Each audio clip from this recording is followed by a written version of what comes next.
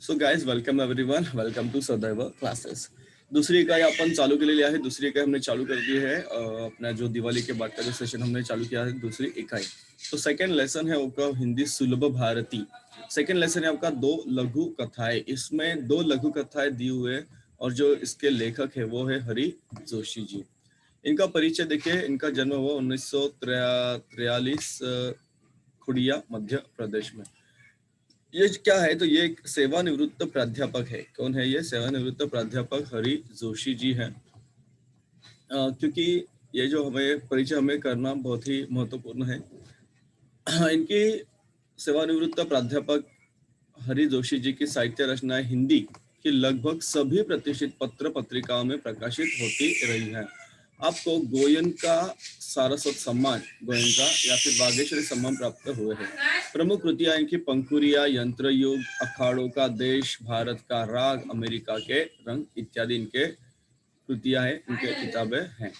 ये जो गद्यम है, इसमें जो दो लघु कथा है, इसमें क्या दिया है देखो। यहाँ पे लघु कथा के बारे में यहाँ पे लिखा हुआ है। यहाँ पे कि प्रथम जो लघु कथा है उसमें जोशी जी ने बताया है कि हमें बुरे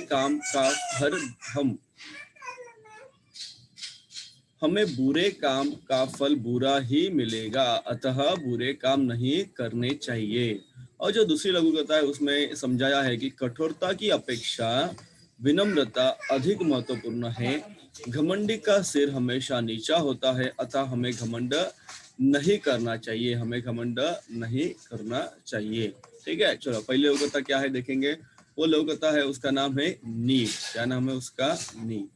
देखिए क्या कहना चाहते हैं इसमें हमें लेखक। एक बहुमंजिला इमारत की दीवार नींव से उठ रही थी। ठेकेदार नया था। ठेकेदार कैसा था? नया था।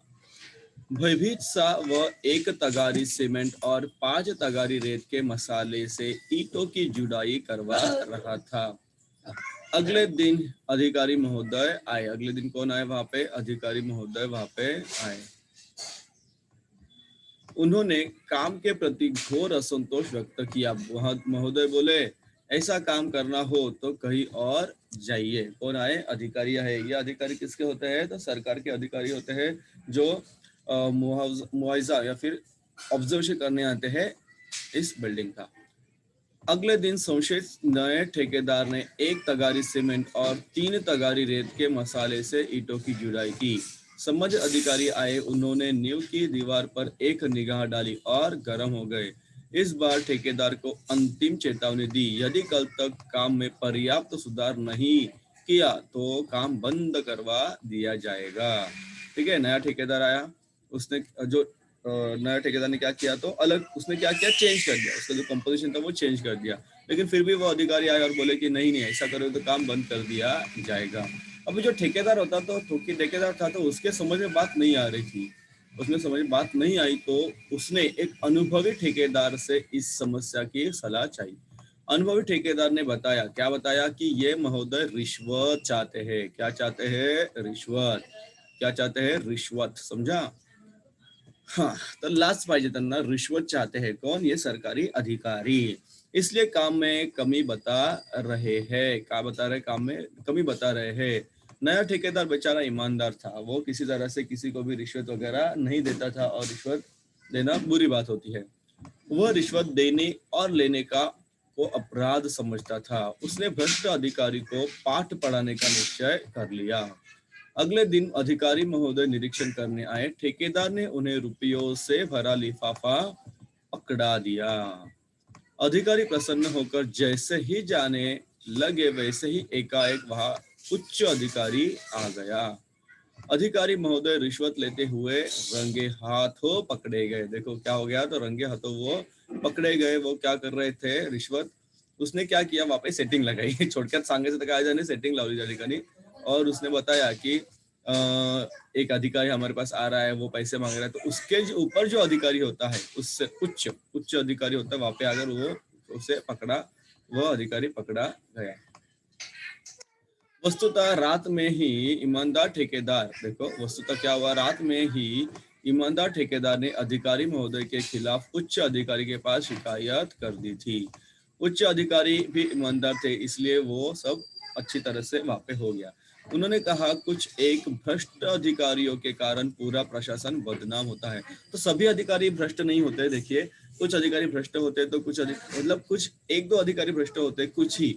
हाँ, इससे क्या होता है कि सबको हम गलत मानते हैं, लेकिन ऐसा नहीं होता है।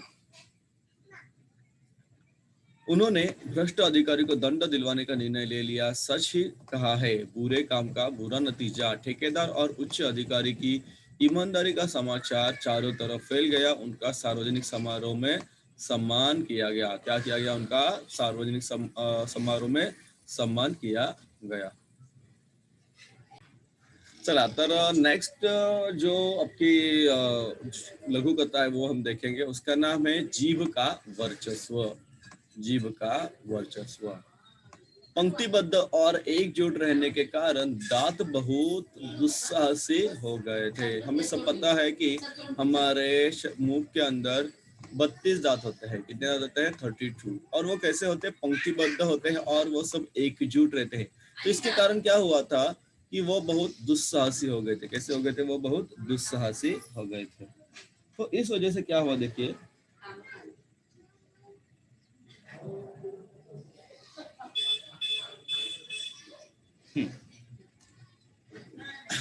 दूसरा से होते। एक दिन क्या हुआ, एक दिन वे गर्व में चूर होकर जीवा से बोले। वो सब जो दांत होते ना, सब दांत जो 32 दांत थे, ऑलमोस्ट 32 का सगळ्यांच्या इथे काय सबके मुंह के अंदर 32 होंगे नहीं होंगे, तो एक जनरल बोल रहा हूँ मैं, but maximum people will have 32 teeth ना। तो क्या हो गया, उनको बहुत गर्व आया था। घर में चूर होकर उन्होंने क्या जीवा से बोला। जीवा मतलब टांग। जीवा म्हणजे काय? तुमची टांग, राइट। जीवा से बोले, क्या बोले? हम 32 घनिष्ठ मित्र हैं। हम कितने हैं? 32 घनिष्ठ मित्र हैं, एक से एक मजबूत है। आपको पता होगा दांत हमारे मजबूत होते हैं, क्वेश्चन मार्क सबके नहीं होते हैं। ठीक है, तो हम मजबूत है। तू ठहरी अकेली, चाहे तो तुझे बाहर ही न निकलने दे। बाहर ही न निकलने दे। कौन बोला? दांत बोले। किसको बोले? जीवा को बोले। हम तो मजबूत है, घनिष्ठ मित्र है, एक से एक मजबूत है, और तू अकेली जीवा है, तो क्या कर पाएगी? जीवा ने पहली बार ऐसा कलुषित विचार सुना था। कलुषित विचार सुना था।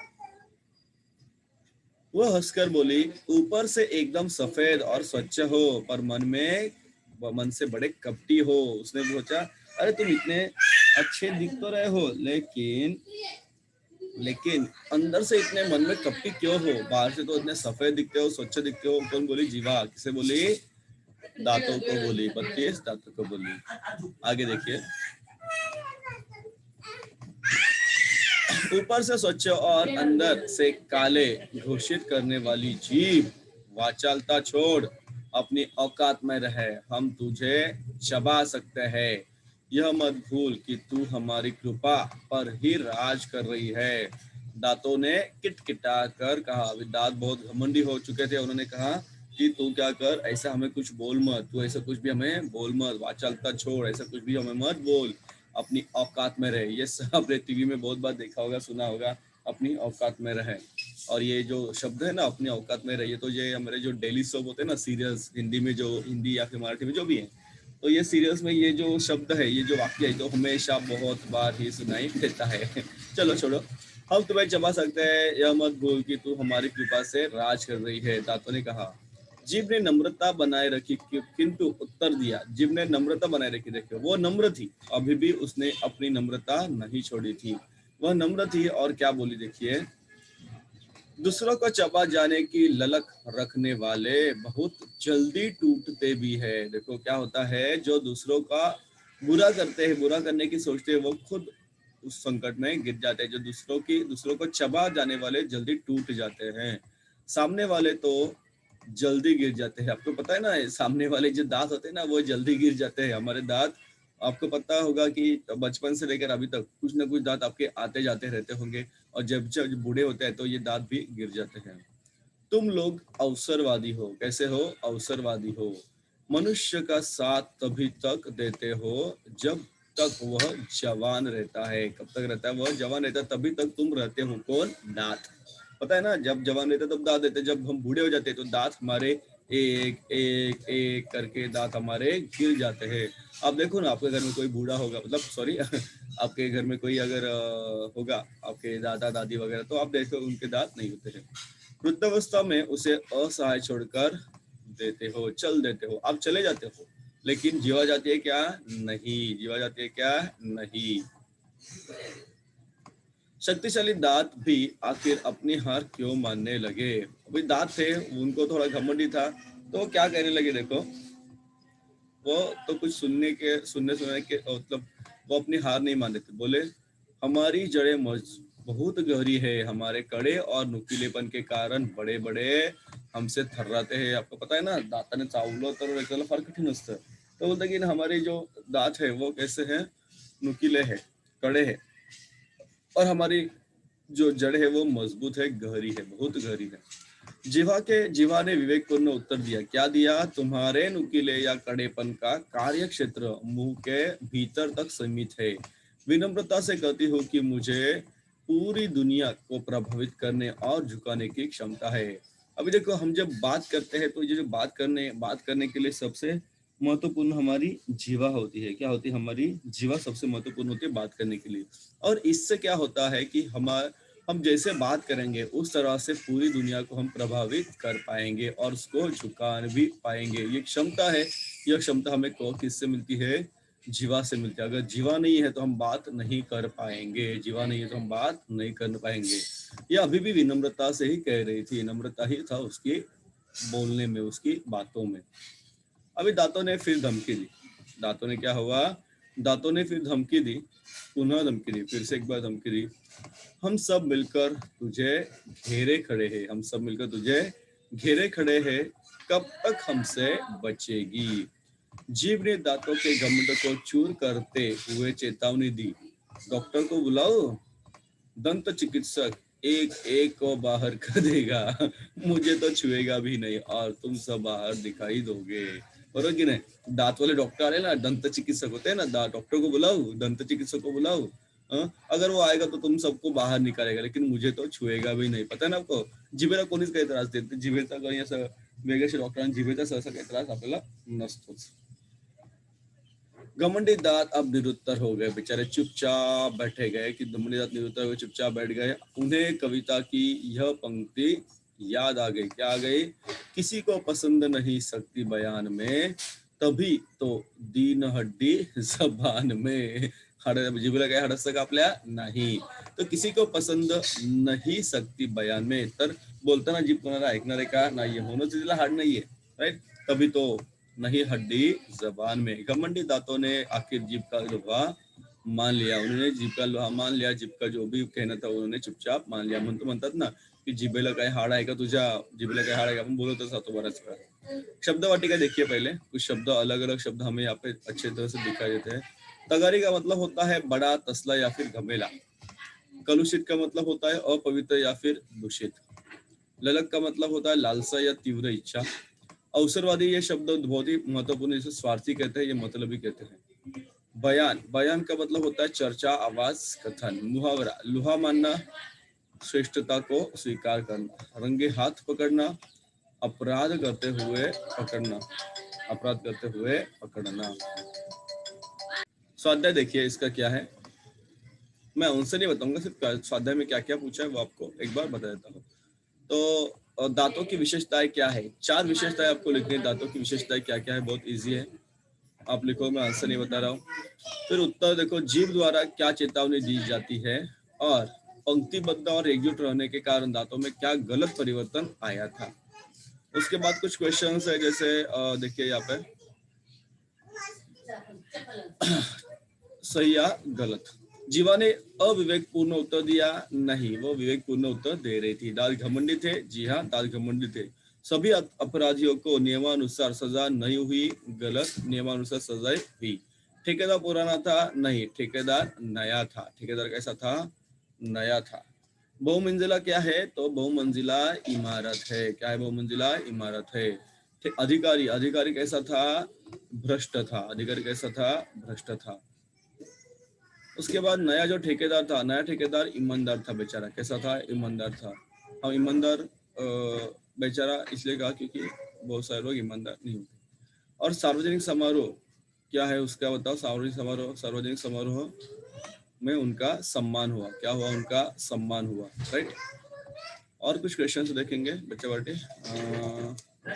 वाक्य प्रयोग करो, ईंट, जान, पानी, खिचड़ी वगैरह वगैरह। तो इस तरह से आपका ये चैप्टर हमने अच्छी तरह से यहाँ पे ले लिया है। आपको, आई होप आपको अच्छी तरह से ये समझ में आया है। जीवा और यहाँ पे क्या है, तो ये नींव।